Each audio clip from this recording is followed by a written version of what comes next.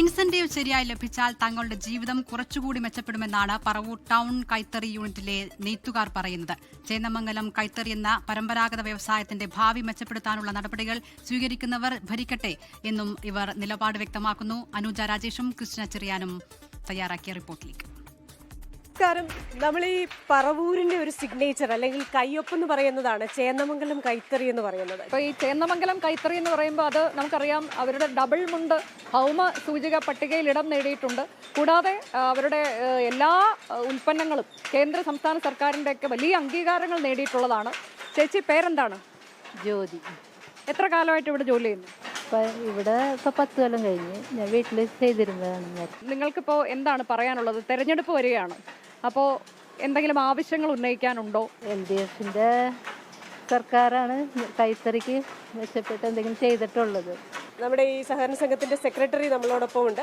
നമ്മളുടെ ആൾക്കാർ അവർക്ക് കിട്ടുന്ന വരുമാനത്തിലൊക്കെ സന്തുഷ്ടരാണെന്ന് പറഞ്ഞാലും കുറച്ചുകൂടെ അവരുടെ ജീവിതം മെച്ചപ്പെടുത്താനുള്ള എന്തായാലും ഈ മേഖല കഴിഞ്ഞ 10 വർഷമായിട്ട് സർക്കാർ ഒരുപാട് സഹായങ്ങൾ ഈ മേഖലയ്ക്ക് ചെയ്തിട്ടുണ്ട്. അതിൻ്റെ കോവിഡ് പ്രളയമൊക്കെ വന്നപ്പോൾ നമുക്ക് ഒരുപാട് സഹായങ്ങൾ ചെയ്തിട്ടാണ് ഈ മേഖല ഈ അവസ്ഥയിൽ പുനഃസ്ഥാപിക്കാൻ കഴിഞ്ഞിട്ടുള്ളത്. ഈ ഒരു തലമുറ കഴിയുമ്പോൾ ഇത് നിന്ന് പോകാൻ പാടില്ല. അതിന് വേണ്ടിയിട്ട് എന്താ ഒരു ഫ്യൂച്ചറിസ്റ്റിക് ആയിട്ടൊരു ഫ്യൂച്ചർ എന്തായിരിക്കും? ഇപ്പോൾ ഗവൺമെൻറ് സ്കീമുകൾ ട്രെയിനിങ് പദ്ധതികളൊക്കെ ഉണ്ട്. അതിലൂടെ പുതിയ പുതിയ ആളുകളെ കൊണ്ടുവരാൻ കുടുംബശ്രീ വഴിയൊക്കെ ചെയ്യാൻ കഴിഞ്ഞിട്ടുണ്ടെങ്കിൽ അതിലൂടെ നമുക്ക് ഈ മേഖലയെ ഒന്നും കൂടി കറക്റ്റ് ചെയ്ത് പുതിയ ആളുകളെ ഈ മേഖലയിൽ കൊണ്ടുവന്ന് ശരിയാക്കി എടുക്കാൻ പറ്റും. ഇത് ഈ സംഘത്തിലെ തന്നെ മറ്റൊരു ഇടമാണ്. ഇവിടെ 85 തൊഴിലാളികളാണ് ആകെ ഈ യൂണിറ്റിൽ ജോലി ചെയ്യുന്നത്. നമുക്ക് പുതിയ പിള്ളേരെ കൂടി ഇതൊക്കെ പഠിപ്പിക്കണ്ടേ?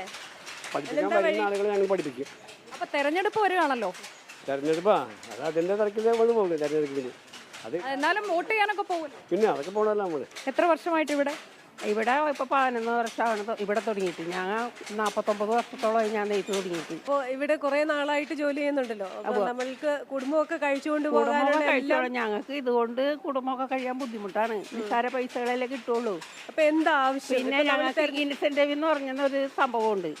ആ സംഭവം ഞങ്ങൾക്ക് മുടങ്ങാതെ കിട്ടുകയാണെങ്കിൽ ഞങ്ങൾ ഇതിൽ നിന്നും ഇത്തിരിയും കൂടി മെച്ചപ്പെട്ട് പോയിക്കോളും. തെരഞ്ഞെടുപ്പൊക്കെ വരുമല്ലേ? തെരഞ്ഞെടുപ്പൊക്കെ വരികയാണെങ്കിൽ ഈ ഗവൺമെന്റ് തന്നെ കയറിക്കോട്ടെ.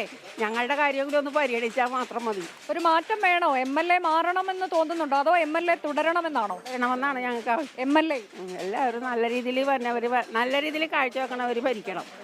അതാണ് ഞങ്ങളുടെ താല്പര്യം. പിന്നെ ഞങ്ങൾ ഈ പാവപ്പെട്ട നെയ്ത്തുകാരെ ഒന്ന് പരിഗണിക്കണമെന്നുള്ള ഇതും കൂടി ഉണ്ട്. മന്ത്രി അറിഞ്ഞത് ചെയ്താൽ ഞങ്ങൾക്ക് സന്തോഷം. അതാണൊരു ഇൻസെൻറ്റീവ് എന്നുള്ളതാണ് അവർ മുന്നോട്ട് വയ്ക്കുന്ന ആവശ്യം. ആ ഇൻസെൻറ്റീവ് കൂടി പരിഹരിച്ച് നൽകിക്കഴിഞ്ഞാൽ വളരെ സന്തോഷമാണ് എന്ന് പറയുകയാണ്. അതാണ് ലോകത്തെവിടെയായാലും ഏത് സമയത്തും 24 വാർത്തകളും ഓഗ്മെന്റഡ് റിയാലിറ്റി പാക്കേജുകളും എക്സ്പ്ലെയിനറുകളും വിശദമായി കാണാൻ ഞങ്ങളുടെ YouTube ചാനൽ നിങ്ങൾക്ക് സബ്സ്ക്രൈബ് ചെയ്യാം.